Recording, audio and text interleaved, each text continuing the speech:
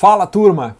Uma das dificuldades, entre várias outras, que o pessoal começa a ter ao começar a estudar a hermenêutica política de Ronald Dworkin, norte-americano, é aquela questão que ele fala o tempo todo do ceticismo interno, ceticismo externo, ceticismo arquimediano. Que negócio é esse, né? Do que ele está falando quando ele fala essas coisas, tá? Fica comigo nesse vídeo que eu vou te explicar. Galera, o Dworkin, para entender ele, tem que entender um pouco assim das críticas, da discussão que acontece no direito norte-americano. A parte, digamos assim, do Dworkin, lá nos anos 60 e 70, é mais um diálogo relacionado a Herbert Hart, ao positivismo de Hart. Só que depois dos anos 70 e 80, o Dworkin ele começa a estabelecer um diálogo muito mais próximo do Richard Posner e o chamado pragmatismo norte-americano.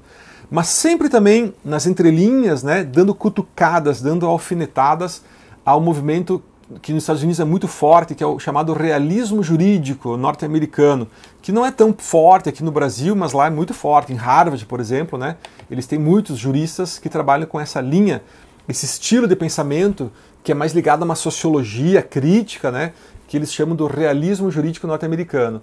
Então, quando a gente conhece a discussão que existe lá dentro dos Estados Unidos, né, entre esses grandes teóricos do direito, fica mais fácil de entender por que Dworkin fala essas coisas. Mas aqui no Brasil, como a gente não tem esse tipo, né, de discussão dessa forma, tá? Então parece que é uma coisa assim, meio sem sentido. Como assim, né? Ceticismo interno, ceticismo externo, tá? Vou lhes explicar de uma forma bem simples, assim, tá? Para quem está começando, né, estudar Dworkin, tá? O que é o ceticismo externo, que é o mais fácil de entender? O ceticismo externo, tá? Turma, é o ceticismo que vem da sociologia em relação à própria possibilidade de você entender que existem princípios de moralidade política da comunidade, tá? Que significa isso, turma?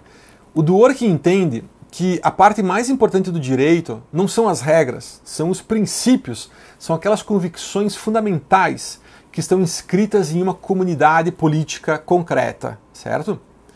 Só que, galera, pouquíssimas pessoas acreditam nisso hoje. Grandes filósofos hoje dizem que a gente vive num mundo hoje multicultural, um mundo plural, um mundo onde a moralidade ela muda de um lugar para o outro e de um tempo para o outro. Essa moral ela está sempre em constante transformação.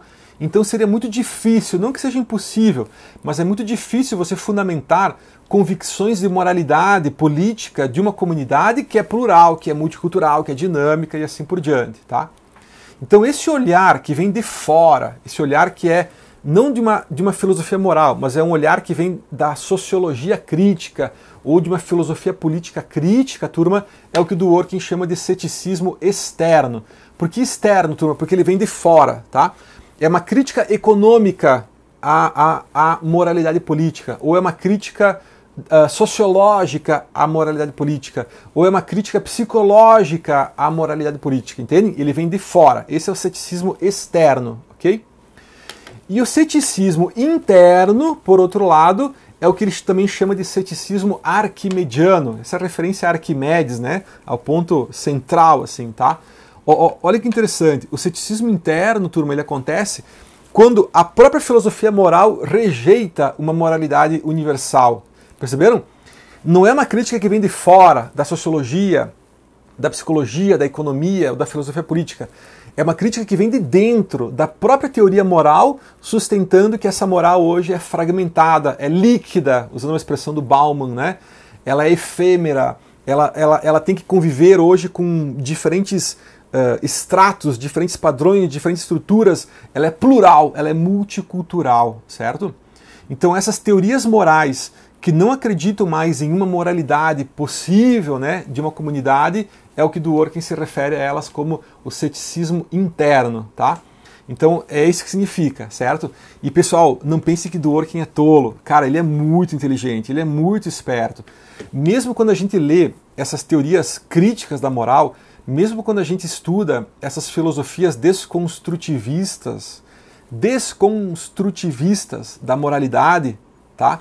O Dworkin ele tem uma resposta que é incrível. Ele fala assim, ó, a própria objeção à existência de uma moralidade política já é uma forma de moralidade política. E ele tem razão, turma. Quando você diz, você não pode dizer que existe uma moralidade, você não pode dizer, você já está colocando ali um padrão de moralidade.